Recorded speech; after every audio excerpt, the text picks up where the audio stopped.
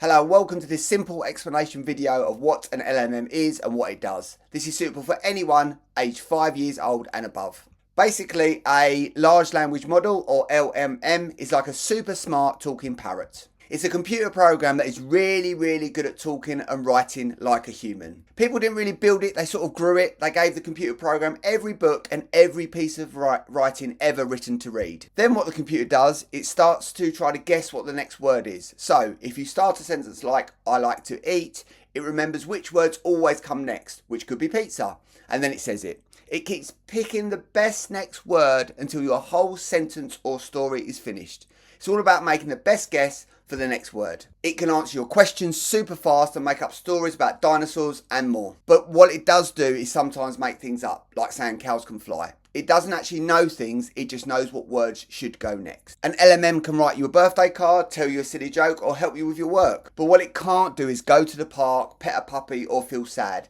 It's just a program, not a person. So if you are age 40 and above and you want to hear a different explanation of this, please click on this video. If not, please leave a question or comment below. Thanks for your time. Bye.